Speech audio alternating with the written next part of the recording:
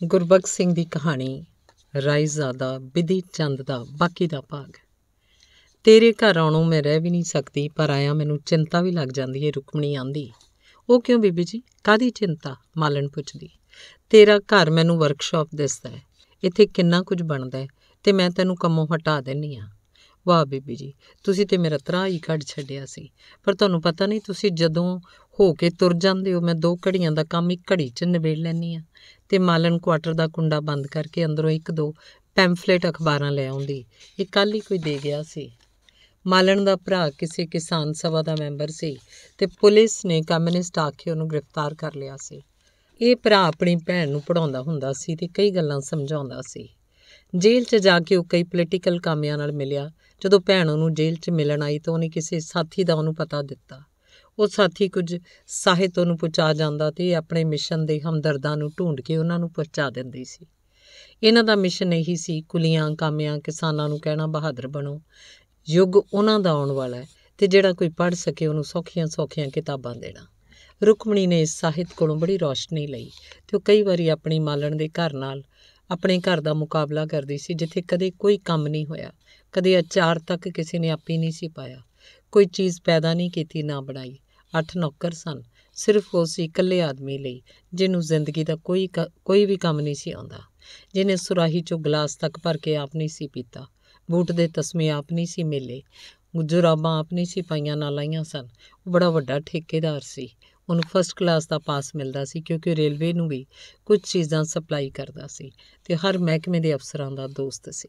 ਸਾਰੀ ਛਾਉਣੀ ਦੇ ਬੰਗਲਿਆਂ ਦੀਆਂ ਛੱਤਾਂ ਉੱਤੇ ਹਰ ਸਾਲ ਪਲਸਤਰ ਹੋਣਾ ਹੁੰਦਾ। ਕੰਧਾਂ ਉੱਤੇ 3 ਕੋਟ ਸਫੈਦੀ ਦੇ ਹੋਣੇ ਹੁੰਦੇ ਸਨ। ਕਈ ਹਜ਼ਾਰ ਰੁਪਏ ਸਿਰਫ ਇਹਨਾਂ ਦੇ ਕੰਮਾਂ ਦਾ ਬਿੱਲ ਬਣਦਾ ਸੀ। ਪਰ ਪਲਸਤਰ ਤੇ ਸਫੈਦੀ ਸਿਰਫ ਗਿਣਤੀ ਦੇ ਉਹਨਾਂ ਬੰਗਲਿਆਂ 'ਚ ਕੀਤੇ ਜਾਂਦੇ ਸਨ ਜਿਨ੍ਹਾਂ ਦੀਆਂ ਮੇਮਾਂ ਤੇ ਖਾਨਸਾਮੇ ਬੜੇ ਖੌਰੇ ਹੁੰਦੇ ਸਨ। ਉਹ ਵੀ 1 ਕੋਟ, ਬਾਕੀ ਸਾਰੇ ਬਿੱਲ ਝੂਠ ਚਤਾਲ 100 ਦੇ ਹਿਸਾਬ ਨਾਲ ਬਣਾਏ ਤੇ ਪਾਸ ਕੀਤੇ ਜਾਂਦੇ ਸਨ। ਓਵਰਸੀਅਰ ਤੋਂ ਲੈ ਕੇ ਕਮਾਂਡਿੰਗ ਰਾਇਲ ਇੰਜੀਨੀਅਰ ਤੱਕ ਵਿਛੇ ਇਸ ਕੂੜ ਜਾਲ ਨੂੰ ਦਾਵਤਾਂ ਤੇ ਰਿਸ਼ਵਤਾਂ ਨਾਲ ਕੱਜਣ ਦੇ ਹੁਨਰ 'ਚ ਰਾਇਜ਼ਾਦਾ ਬਿਧੀ ਚੰਦ ਲਾਸਾਨੀ ਸ਼ਖਸੀਅਤ ਸੀ।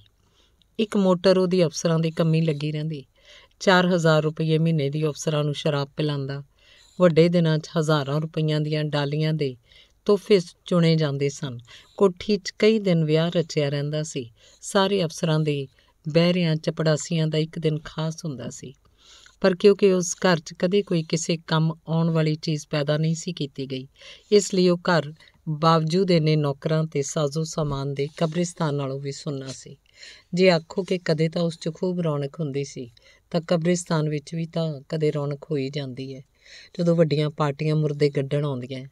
ਰਾਇਜ਼ਾਦਾ ਬਿਧੀ ਚੰਦ ਦੀ ਹਰ ਪਾਰਟੀ 'ਚ ਕੋਈ ਦਿਲ ਮਰ ਜਾਂਦਾ, ਉਹਨੂੰ ਕੋਠੀ ਦੇ ਕਿਸੇ ਕੋਨੇ 'ਚ ਦੱਬਿਆ ਜਾਂਦਾ ਸੀ।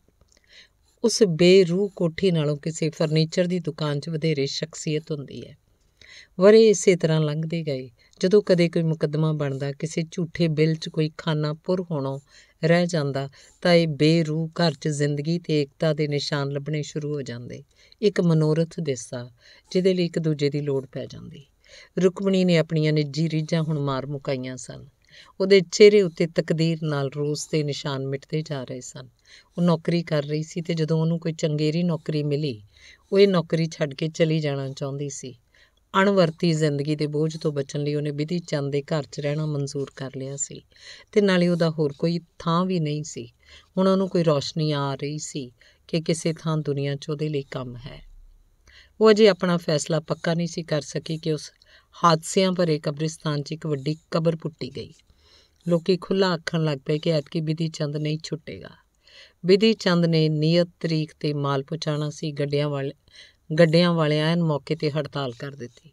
ਬਿਧੀ ਚੰਦ ਦੀ ਮੌਕਾ ਸ਼ਨਾਸੀ ਦੀ ਦਾਦ ਕਈ ਦਿੰਦੇ ਸੀ। ਉਸ ਜਿਸ ਨੇ ਕਈ ਹੜਤਾਲਾਂ ਤੋੜੀਆਂ ਤੇ ਹੜਤਾਲੀਆਂ ਨੂੰ ਨੱਕਾਂ ਨਾਲ ਲਕੀਰਾਂ ਕਢਾਈਆਂ ਹੋਈਆਂ ਸਨ, ਫੌਰਨ ਗੱਡੇ ਵਾਲਿਆਂ ਦੀਆਂ ਸ਼ਰਤਾਂ ਮੰਨ ਲਈਆਂ। ਸਾਰਾ ਅਮਲਾ ਹੈਰਾਨ ਸੀ, ਪਰ ਉਹਨਾਂ ਨੂੰ ਪਤਾ ਨਹੀਂ ਸੀ ਕਿ ਠੀਕ ਤਾਰੀਖ 'ਤੇ ਮਾਲ ਪਹੁੰਚਾਉਣ ਬਦਲੇ ਉਹਨੂੰ ਕਈ ਹਜ਼ਾਰ ਰੁਪਏ ਵਾਧਾ ਦਿੱਤਾ ਗਿਆ ਸੀ। ਗੱਡੇ ਵਾਲੇ ਬੜੇ ਖੁਸ਼ ਸਨ ਤੇ ਉਹਨਾਂ ਦਾ ਲੀਡਰ ਤੇਜੂ ਫੁੱਲਿਆ ਨਹੀਂ ਸੀ ਸਮਾਉਂਦਾ। ਬਿਧੀ ਚੰਦ ਜਦੋਂ ਉਹਨੂੰ ਮਿਲਦੇ ਤਾਂ ਉੱਚੀ ਰਾਮ ਰਾਮ ਆਖ ਜਾਂਦੇ, ਪਰ ਵਿੱਚੋਂ ਉਹਨੂੰ ਗੋਲੀ ਮਾਰ ਦੇਣ ਦਾ ਇਰਾਦਾ ਵੀ ਕਰ ਚੁੱਕੇ ਸੀ। 1-2 ਵਾਰੀ ਪਿਸਤੌਲ ਗੱਡੀ 'ਚ ਧਰ ਵੀ ਲਿਆਏ ਸੀ, ਪਰ ਕਿਸੇ ਤਰ੍ਹਾਂ ਰੁਕ ਗਏ। ਤਾਂ ਵੀ ਇੱਕ ਦਿਨ ਉਹਨਾਂ ਤੇਜੂ ਨੂੰ ਕੋਠੀ ਬੁਲਾਇਆ। ਘੱਟ ਤੋਂ ਘੱਟ ਉਹਨੂੰ ਦਬਾ ਛੱਡਣਾ ਜ਼ਰੂਰੀ ਸਮਝਿਆ, ਨਹੀਂ ਤਾਂ ਉਹਦੀ ਚੜ੍ਹ ਮੱਚੀ ਕੰਮ ਲਈ ਚੰਗੀ ਨਹੀਂ ਹੋਏਗੀ। ਤੇਜੂ ਨੇ ਕਾਮਿਆਂ ਦਾ ਲੀਡਰ ਬਣ ਕੇ ਵੇਖ ਲਿਆ ਸੀ। ਕਾਮੇ ਉਹਦੇ ਕਾਮੇ ਜੇ ਚਾਹੁਣ ਤਾਂ ਰੜੇ ਰਾਏਜ਼ਾਦਿਆਂ ਦੀ ਸਾਰੀ ਸੜੀ ਸੱਭਿਅਤਾ ਦੀ ਸੂਈ ਜਾਮ ਕਰ ਦੇਣ। ਤੇਜੂ ਬਿਲਕੁਲ ਨਾ ਦੱਬਿਆ। ਹਜ਼ੂਰ ਪੁੱਜਦੇ ਦਾ ਸੌਦਾ ਹੈ, ਧੌਂਸ ਵੌਂਸ ਨਾਲ ਗੱਡੇ ਹੁਣ ਤੁਰਨੇ ਨਹੀਂ। ਰਾਏਜ਼ਾਦਾ ਬਿਧੀ ਚੰਦ ਦੇ ਸਾਹਮਣੇ ਸਮਝੋ ਆਕਾਸ਼ ਟੁੱਟ ਪਿਆ। ਤੇਜੂ ਦਾ ਗੱਡਾ ਅੱਜ ਉਹਦੀ ਧੌਂਸ ਨਾਲ ਨਹੀਂ ਚੱਲ ਸਕਦਾ। ਕਈਆਂ ਕੁਲੀਆਂ ਕਬਾੜੀਆਂ ਦੀਆਂ ਤਨਖਾਹਾਂ ਉਹਨਾਂ ਮਾਰੀਆਂ ਤੇ ਕਈਆਂ ਨੂੰ ਕੁੱਟਿਆ, ਪਰ ਕੋਈ ਅੱਗੋਂ ਨਹੀਂ ਸੀ ਬੋਲਿਆ। ਪਾਟੀ ਹੋਈ ਬਿਜਲੀ ਵਾਂਗ ਕੜਕ ਕੇ ਇੱਕ ਠੋਡੋ ਨੇ ਤੇਜੂ ਦੇ ਢਿੱਡ 'ਚ ਮਾਰਿਆ। ਤੇਜੂ ਨੇ ਢਿੱਡ ਘੁੱਟ ਲਿਆ ਤੇ ਉਹਦੇ ਆਪ ਮੁਹਾਰੋਂ ਨਿਕਲਿਆ, ਬੜੀ ਪੀੜ ਹੋਈ ਏ, ਹੋਰ ਨਾ ਮਾਰਨਾ ਸਾਲਾ, ਹੋਰ ਨਾ ਮਾਰਨ ਵਾਲਿਆਂ ਦਾ। ਤੇ ਬਿਧੀ ਚੰਦ 'ਚ ਬਦਲੇ ਦੀ ਅੱਗ ਭੜਕ ਰਹੀ ਸੀ। ਉਹਨੂੰ ਤੇਜੂ ਦੀਆਂ ਸ਼ਰਤਾਂ ਮੰਨਣੀਆਂ ਪਈਆਂ ਸਨ, ਕਿਉਂਕਿ ਕਈ ਹਜ਼ਾਰ ਦਾ ਸਵਾਲ ਸੀ। ਉਹਦੇ ਰੁਕ ਗਿਆ ਸੀ। ਹੁਣ ਉਹਦੀ ਲੱਤ ਨੂੰ ਕੌਣ ਰੋਕਣ ਵਾਲਾ? ਕਾੜ ਕਰਦਾ ਇੱਕ ਹੋਰ ਠੁੱਡ ਉਸੇ ਥਾਂ ਢਿੱਡ 'ਚ ਵੱਜਾ। ਤੇਜੂ ਡਿੱਗ ਪਿਆ, ਸਾਵਾ ਪੀਲਾ ਹੋ ਗਿਆ, ਤੜਫਿਆ ਤੇ ਬੇਹਿੱਸ ਹੋ ਗਿਆ। ਨੌਕਰ ਆਏ, ਰੁਕਮਣੀ ਆਈ, ਹਿਲਾਇਆ, ਪਾਣੀ ਪਿਆਇਆ, ਪਰ ਉਹ ਮਰ ਚੁੱਕਿਆ ਸੀ। ਉਸੇ ਘੜੀ ਬਿਧੀ ਚੰਦ ਦਾ ਰਵੱਈਆ ਸਾਰਿਆਂ ਨਾਲ ਬਦਲ ਗਿਆ ਤੇ ਉਹਨੇ ਰੁਕਮਣੀ ਦੇ ਪੈਰਾਂ ਵੱਲ ਹੱਥ ਝੁਕਾ ਕੇ ਆਖਿਆ, ਜੇ ਹੁਣ ਉਹਦਾ ਸਾਥ ਦੇਵੇ ਤਾਂ ਉਹ ਨਾ ਸਿਰਫ ਕਦੇ ਉਹਦੀ ਕੀਤੀ ਨਹੀਂ ਭੁੱਲੇਗਾ, ਜ਼ਿੰਦਗੀ ਦਾ ਜਿਹੜਾ ਰਾਹ ਉਹ ਆਖੇਗੀ ਅਖਤਿਆਰ ਕਰ ਲਏਗਾ। ਸਾਰੇ ਘਰ 'ਤੇ ਮੁਸੀਬਤ ਆ ਪਈ। ਤੇਜੂ ਨੂੰ ਕਈ ਵਾਰੀ ਮਾਲੀ ਦੇ ਘਰ ਆਉਂਦਿਆਂ ਰੁਕਮਣੀ ਨੇ ਵੇਖਿਆ ਸੀ। ਉਹ ਬੜੀ ਹੋਣਹਾਰ ਜਵਾਨ ਸੀ ਤੇ ਮਾਲਣ ਉਹਨੂੰ ਦੱਸਦੀ ਸੀ ਕਿ ਬੜਾ ਸਿਆਣਾ ਸੀ, ਪਰ ਉਹ ਤਾਂ ਮਰ ਗਿਆ। ਬਿਧੀ ਚੰਦ ਦੇ ਫਾਂਸੀ ਹੋਇਆਂ ਵੀ ਉਹ ਜਿਉਂ ਨਹੀਂ ਸੀ ਸਕੇਗਾ।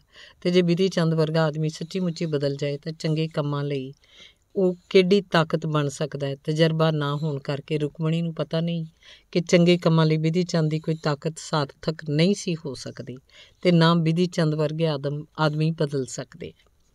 ਉਹ ਗਲਤ ਭਰੋਸਾ ਬਣਾ ਬੈਠੀ ਤੇ ਸਾਥ ਦੇਣ ਦਾ ਇਕਰਾਰ ਦੇ ਕੇ ਉਹਦੀ ਚਿੱਠੀ ਕਿਸੇ ਕਰਨੈਲ ਡਾਕਟਰ ਕੋਲ ਲੈ ਗਈ। ਇਹ ਡਾਕਟਰ ਬਿਧੀ ਚੰਦ ਦੀ ਚੋਰ ਯਾਰੀ ਦਾ ਵੱਡਾ ਮੋਹਰਾ ਸੀ। ਇਹ ਕਰਨੈਲ ਕਈ ਅਫਸਰਾਂ ਨੂੰ ਮਿਲਿਆ ਤੇ ਸਾਰੇ ਸ਼ਹਿਰ ਦੀ ਸਰਕਾਰੀ ਮਸ਼ੀਨ ਹਰਕਤ 'ਚ ਆ ਗਈ। ਪੁਲਿਸ ਕਪਤਾਨ, ਡਿਸਟ੍ਰਿਕਟ ਮੈਜਿਸਟ੍ਰੇਟ ਤੇ ਜਿਉਂਦੇ ਮਾਰਨ ਤੇ ਮੋਏ ਜਵਾਲਣ ਵਾਲੇ IMS ਡਾਕਟਰ। ਬਿਧੀ ਚੰਦ ਨੂੰ ਗ੍ਰਿਫਤਾਰ ਕਰ ਲਿਆ ਗਿਆ ਸੀ, ਪਰ ਉਹਦੀ ਜ਼ਮਾਨਤ ਹੋ ਗਈ। ਬੜੇ ਦਾਅਵੇ ਨਾਲ ਕਈ ਕਹਿੰਦੇ ਸੀ ਜ਼ਮਾਨਤ 302 'ਚ ਹੋ ਹੀ ਨਹੀਂ ਸਕਦੀ, ਪਰ ਬਿਧੀ ਚੰਦ ਲਈ ਕਦੋਂ ਉਹ ਨਹੀਂ ਸੀ ਹੋਇਆ ਜਿਹੜਾ ਦੂਜਿਆਂ ਲਈ ਨਹੀਂ ਸੀ ਹੋ ਸਕਦਾ। ਤੇਜੂ ਦਾ ਨੜੋਇਆ ਵੀ ਹੁਕਮਨ ਸਾੜ ਦਿੱਤਾ ਗਿਆ ਤੇ ਕੁਝ ਰਿਸ਼ਤੇਦਾਰ ਪੁਲਿਸ ਦੀ ਨਿਗਰਾਨੀ 'ਚ ਜਾ ਕੇ ਉਹਨੂੰ ਸਾੜ ਆਏ। ਸਾਲ ਭਰ ਮੁਕੱਦਮਾ ਚੱਲਦਾ ਰਿਹਾ। ਰੁਕਮਣੀ ਇਲਣੀ ਵਾਂਗ ਅਫਸਰਾਂ ਦੇ ਘਰੀਂ ਫਿਰਦੀ ਰਹੀ। ਹੁਣ ਉਹ ਮਾਲਣ ਦੇ ਪਾਸੇ ਤੱਕਣੋਂ ਸ਼ਰਮਾਉਂਦੀ ਸੀ। ਉਹ ਸੋਚਦੀ ਸੀ ਉਹ ਆਪ ਕਿਉਂ ਬਦਲ ਗਈ। ਉਹ ਤਾਂ ਮਾਲਣ ਦੇ ਮਿਸ਼ਨ ਦੀ ਹਮਦਰਦ ਸੀ। ਸਿਰਫ ਤਜਰਬੇ ਨਾਲ ਹੀ ਉਹਨੂੰ ਪਤਾ ਲੱਗ ਸਕਦਾ ਸੀ ਕਿ ਜਜ਼ਬੇ ਸਾਡੇ ਭਾਵੇਂ ਮਜ਼ਲੂਮਾਂ ਲਈ ਰੋ ਪੈਣ, ਪਰ ਫੈਸਲੇ ਸਾਡੇ ਦੇਰ ਤੱਕ ਆਪਣੀ ਜਮਾਤ ਦੇ ਹੱਕ ਵਿੱਚ ਹੀ ਹੁੰਦੇ ਹਨ। ਕਈ ਅਫਸਰ ਇਹੋ ਜਿਹੇ ਵੀ ਸਨ ਜਿਹੜੇ ਬਿਧੀ ਚੰਦ ਕੋਲੋਂ ਰੱਜ ਚੁੱਕੇ ਤੇ ਉਹਦੇ ਲਈ ਕੁਝ ਨਹੀਂ ਸੀ ਕਰਨਾ ਚਾਹੁੰਦੇ, ਪਰ ਰੁਕਮਣੀ ਦੀ ਸੂਰਤ ਤੇ ਸੀਰਤ ਵੇਖ ਕੇ ਕੁਝ ਪਸੀਜ ਗਏ ਸਨ ਤੇ ਉਹ ਕੋਈ ਹੋਇਆ ਜੋ ਹੋਰ ਕੋਈ ਕਹਿੰਦਾ ਸੀ ਨਹੀਂ ਹੋ ਸਕੇਗਾ। ਮੁਰਦਾ ਘਰੋਂ ਨਿਕਲਿਆ ਹੀ ਸੀ। ਸਾਰੇ ਡਾਕਟਰਾਂ ਦੀ ਮੁਤਫਿਕਾ ਰਾਏ ਸੀ ਕਿ ਤੇਜੂ ਦੀ ਤਿੱਲੀ ਵੱਧ ਕੇ ਦਿਲ ਤੱਕ ਪਹੁੰਚ ਗਈ ਸੀ। ਮਾਮੂਲੀ ਚੋਟ ਵੀ ਮੌਤ ਵਾਕਿਆ ਕਰ ਸਕਦੀ ਸੀ। ਉਹ ਦਲੀਜ ਨਾਲ ਠੇਡਾ ਖਾ ਕੇ ਡਿੱਗਿਆ ਤੇ ਰਾਹ 'ਚ ਪਈ ਛੋਟੀ ਤਪਾਈ ਨਾਲ ਉਹਦਾ ਢਿੱਡ ਵੱਜਾ। ਵਧੀ ਤਿੱਲੀ ਨਾਲ ਅੱਗੇ ਹੀ ਘੁੱਟਿਆ ਦਿਲ ਇਹ ਧੱਕਾ ਨਹੀਂ ਸਹਾਰ ਸਕਿਆ ਤੇ ਬੰਦ ਹੋ ਗਿਆ। ਰਾਏਜ਼ਾਦਾ ਬਿਧੀ ਚੰਦ ਬਿਲਕੁਲ ਸਾਫ਼ ਛੁੱਟ ਗਏ। ਜ਼ਰਾ ਜਿੰਨਾ ਧੱਬਾ ਉਹਨਾਂ 'ਤੇ ਨਾ ਆਇਆ। ਪਹਿਲੇ ਦਰਜੇ ਦੇ ਠੇਕੇਦਾਰਾਂ 'ਚ ਉਹਨਾਂ ਦਾ ਨਾਂ ਉਸੇ ਤਰ੍ਹਾਂ ਬਹਾਲ ਰਿਹਾ। ਸਿਰਫ 1000 ਰੁਪਈਆ ਤੇਜੂ ਦੇ ਘਰ ਵਾਲਿਆਂ ਨੂੰ ਦੇਣਾ ਪਿਆ ਜਾਂ 10-20 ਹਜ਼ਾਰ ਦਾ ਤੇਲ ਸਰਕਾਰੀ ਮਸ਼ੀਨ 'ਚ ਪਾਉਣਾ ਪਿਆ। ਇਸ ਸ਼ਾਨਦਾਰ ਰਿਹਾਈ ਦੀ ਖੁਸ਼ੀ 'ਚ ਓਡੇ ਹੀ ਸ਼ਾਨਦਾਰ ਜਲਸੇ ਹੋਏ। ਇਹਨਾਂ ਜਲਸਿਆਂ 'ਚ ਐਤਕੀ ਇੱਕ ਮੇਮ ਪ੍ਰਧਾਨ ਸੀ। ਇਹ ਕਿਸੇ ਦੇਸੀ ਅਫਸਰ ਨਾਲ ਵਿਆਹ ਕਰਕੇ ਹਿੰਦੁਸਤਾਨ ਆਈ ਸੀ ਤੇ ਉਹਦਾ ਪਤੀ ਮੋਟਰ ਹਾਦਸੇ 'ਚ ਮਰ ਗਿਆ ਸੀ। ਇਹ ਮੇਮ ਨਾਚ ਘਰਾਂ ਦੀ ਰੂਹ ਸੀ। ਹਰ ਕੋਈ ਇਹਦਾ ਸਾਥ ਮੰਗਦਾ ਸੀ ਤੇ ਰਾਏਜ਼ਾਦਾ ਬਿਧੀ ਚੰਦ ਵੀ ਇਹਦੇ ਨਾਲ ਕਈ ਭੁਆਂਟਣੀਆਂ ਲੈ ਚੁੱਕੇ ਸਨ। ਜਲਸੇ ਮੁੱਕ ਗਏ। ਕੋਠੀ ਵਿੱਚੋਂ ਜਾਨ ਵੀ ਫੇਰ ਮੁੱਕ ਗਈ। ਬਿਧੀ ਚੰਦ ਹੁਣ ਬਹੁਤਾ ਉਸ ਮੇਮ ਦੇ ਘਰ ਹੀ ਰਹਿੰਦੇ ਸੀ।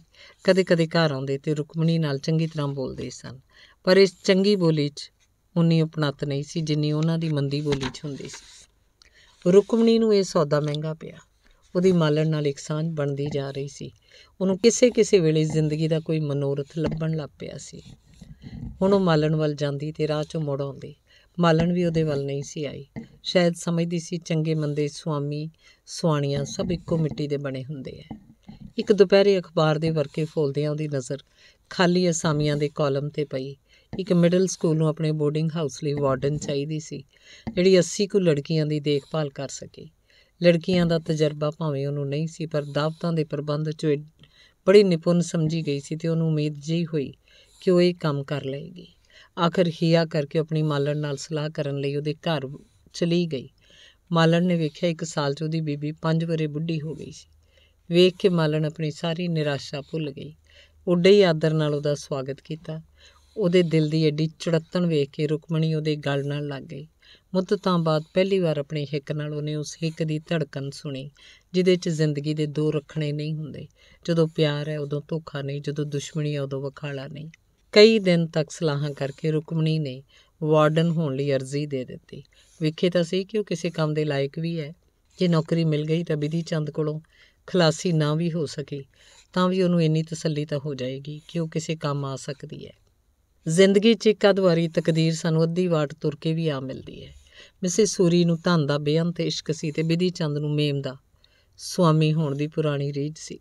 ਜਦੋਂ ਮੇਮਾ ਦੇ ਮੁਲਕ 'ਚ ਉਸ ਪੜ੍ਹਨ ਜਾਣ ਦੀ ਤਿਆਰੀ ਕੀਤੀ ਸੀ, ਉਦੋਂ ਹੀ ਰਾਏ ਬਹਾਦਰ ਨਿਧੀ ਰਾਮ ਨੇ ਉਹਦੇ ਪਿਤਾ ਪੂਰੇ ਹੋ ਗਏ ਅਤੇ ਉਹਨਾਂ ਦਾ ਕੰਮ ਰਾਏਜ਼ਾਦਾ ਬਿਧੀ ਚੰਦ ਨੂੰ ਸੰਭਾਲਣਾ ਪਿਆ। ਇੱਥੇ ਨੱਚੇ ਕੁੱਦੇ ਤਾਂ ਉਹ ਕਈ ਮੇਮਾਂ ਨਾਲ ਸੀ, ਪਰ ਉਹ ਸਭ ਮੱਲੀਆਂ ਹੋਈਆਂ ਹੁੰਦੀਆਂ। ਹੁਣ ਠਾਕਰ ਆਪ ਘਰ ਗਏ, ਮਿਸਟਰ ਸੂਰੀ ਮਰ ਗਏ। ਬਿਧੀ ਚੰਦ ਨੇ ਇੱਕ ਦਿਨ ਰੁਕਮਣੀ ਨੂੰ ਉਹਦੀ ਪੁਰਾਣੀ ਮੰਗ ਯਾਦ ਕਰਾਈ। ਜਦੋਂ ਉਸ ਪੁੱਛਿਆ ਸੀ ਕਿ ਕੀ ਉਹ ਉਹਨੂੰ ਅਲੱਗਾ ਹੋਣ ਦੀ ਇਜਾਜ਼ਤ ਦੇ ਸਕਣਗੇ, ਉਦੋਂ ਉਹਨਾਂ ਦੀ ਰੁਕਮਣੀ ਦੀ ਲੋੜ ਸੀ ਉਹਨੂੰ ਉਹਨਾਂ ਧਮਕਾ ਦਿੱਤਾ ਸੀ। ਅੱਜ ਮਿਸਿਸ ਸੂਰੀ ਰੁਕਮਣੀ ਦੀ ਥਾਂ ਦਾਵਤੀ ਸੁਆਣੀ ਬਣਨ ਨੂੰ ਤਿਆਰ ਹੋ ਗਈ ਸੀ। ਰੁਕਮਣੀ ਨੇ ਕੁਝ ਵਕਤ ਮੰਗਿਆ। ਸੋਚੇਗੀ ਕਿਹਦੇ ਨਾਲ? ਬਿਧੀ ਚੰਦ ਨੇ ਪੁੱਛਿਆ। ਆਪਣੇ ਦਿਲ ਨਾਲ। ਹੋਰ ਮੇਰਾ ਕੌਣ ਹੈ ਇਸ ਦੁਨੀਆ 'ਚ ਜਿਹਦੇ 'ਚ ਕਿਸੇ ਦਾ 100 ਸੱਤਾਂ 20 ਦਾ ਹੁੰਦਾ ਅਤੇ ਬਾਕੀਆਂ ਦੇ 100 ਦੀ ਇੱਕੋ ਵੀ, ਅਤੇ ਉਹ ਵੀ ਖੋਟੇ ਸਿੱਕਿਆਂ ਦੀ ਹੁੰਦੀ ਹੈ। ਪਰ ਉਹਦੀ ਸਲਾਹਕਾਰ ਹੋਰ ਹੈ ਸੀ, ਮਾਲਣ। ਉਸ ਹੱਲਾਸ਼ੇਰੀ ਦਿੱਤੀ ਕਿ ਉਹ ਵੀ ਸਕੂਲ ਦੇ ਬਾਗ 'ਚ ਮਾਲੀ ਨੂੰ ਲੈ ਆਏਗੀ ਅਤੇ ਰੁਕਮਣੀ ਦੀ ਕਈ ਚੰਗੇ ਕੰਮ ਕਰਨ ਵਾਲੇ ਲੋਕਾਂ ਨਾਲ ਮੁਲਾਕਾਤ ਕਰਾਏਗੀ। ਰੁਕਮਣੀ ਨੂੰ ਕੰਮ ਆਉਣ ਦੀ ਭੁੱਖ ਸੀ ਅਤੇ ਮਾਲਣ ਪਤਾ ਨਹੀਂ ਕਿਹੜੇ ਵੱਡੇ ਕੰਮ ਲੱਗੀ ਹੋਈ ਸੀ ਕਿ ਦਿਨੋਂ ਦਿਨ ਉਹਦੇ ਮੂੰਹ 'ਤੇ ਕੰਮ ਆਉਣ ਦੀ ਰੌਸ਼ਨੀ ਵੱਧਦੀ ਜਾ ਰਹੀ ਸੀ ਅਤੇ ਰੁਕਮਣੀ ਨੂੰ ਉਹਦੇ 'ਤੇ ਰਸ਼ਕ ਆਉਂਦਾ ਸੀ। ਰੁਕਮਣੀ ਨੇ ਫੈਸਲਾ ਕਰ ਲਿਆ। ਇਹ ਫੈਸਲਾ ਜਾਣੋ ਉਹਦੀ ਮੁਕਤ ਘੜੀ ਸੀ। ਉਹਦੇ ਸਾਰੇ ਬੰਧਨ ਇੱਕਦਮ ਟੁੱਟ ਗਏ। ਉਹਦੀ ਰੂਹ ਦੇ ਪਰਾਂ ਵਿੱਚੋਂ ਰੇਸ਼ਮੀ ਰੱਸੀਆਂ ਖੁੱਲ੍ਹ ਗਈਆਂ। ਉਹ ਹੁਣ ਉੱਡ ਸਕਦੀ ਸੀ। ਉਹਨੇ ਵਕੀਲਾਂ ਦੇ ਬਣਾਏ ਮਸੌਦੇ 'ਤੇ ਬੇਸੰਕੋਚ ਦਸਖਤ ਕਰ ਦਿੱਤੇ। ਬਿਧੀ ਚੰਦ ਆਪਣੀ ਖੁਸ਼ੀ ਨਾਲ ਅਲਾਊਂਸ ਮਨਜ਼ੂਰ ਕਰਦੇ ਸਨ, ਪਰ ਹੁਣ ਰੁਕਮਣੀ ਉਸ ਜਾਲ ਦੀ ਕਿਸੇ ਰੱਸੀ ਦੀ ਕੋਈ ਗੰਢ ਮਹਿਸੂਸ ਨਹੀਂ ਸੀ ਕਰਨਾ ਚਾਹੁੰਦੀ। ਇੱਕ ਟਾਂਗੇ 'ਚ ਮੁਕਤਸਰ ਜਿਹਾ ਸਮਾਨ ਲੱਦਿਆ ਗਿਆ। ਮੋਟਰ ਦੀ ਸਵਾਰੀ ਰੁਕਮਣੀ ਨੇ ਪ੍ਰਵਾਨ ਨਾ ਕੀਤੀ। ਨੌਕਰ ਸਾਰੇ ਫਾਟਕ ਤੱਕ ਛੱਡਣ ਆਏ, ਸਿਵਾਏ ਮਾਲਣ ਦੇ। ਸਭ ਦੀਆਂ ਅੱਖਾਂ 'ਚ ਹੰਝੂ ਸਨ। ਇਸ ਪਿਆਰ ਦੇ ਸਾਹਮਣੇ ਜਿਹਦੇ ਲਈ ਰੁਕਮਣੀ ਆਪਣਾ ਕੋਈ ਹੱਕ ਨਹੀਂ ਸੀ ਸਮਝਦੀ, ਉਹ ਅੱਖਾਂ ਸੁੱਕੀਆਂ ਨਾ ਰੱਖ ਸਕੀ। ਉਹਦੇ ਅੱਥਰੂ ਉਹਦੇ ਅੰਦਰੋਂ ਉਹਦੀ ਕੋੜੀ ਜਿਹੀ ਦੁਨੀਆ ਧੋ ਕੇ ਬਾਹਰ ਵਗਾ ਰਹੇ ਸਨ। ਉਹ ਪਿਆਰਾਂ ਦੀ ਦੁਨੀਆ 'ਚ ਦਾਖਲ ਹੋ ਰਹੀ ਸੀ, ਜਿਸ 'ਚ ਅੱਥਰੂ ਵੀ ਸੱਚੇ ਅਤੇ ਮੁਸਕਰਾਹਟਾਂ ਵੀ ਸੱਚੀਆਂ ਅਤੇ ਹਰ ਕਿਸੇ ਦਾ 100 50 20 ਦਾ ਹੁੰਦਾ ਹੈ। ਮਿਸ਼ਨ ਸਕੂਲ ਦਾ ਹੋਸਟਲ। ਟਾਂਗਾ ਇੱਕ ਫਾਟਕ 'ਚੋਂ ਨਿਕਲ ਗਿਆ। ਦੂਜੇ ਫਾਟਕ ਰਾਹੀਂ ਮਿਸਿਸ ਸੂਰੀ ਦੀ ਲੱਦੀ ਹੋਈ ਕਾਰ ਅੰਦਰ ਆ ਵੜੀ। ਧੰਨਵਾਦ।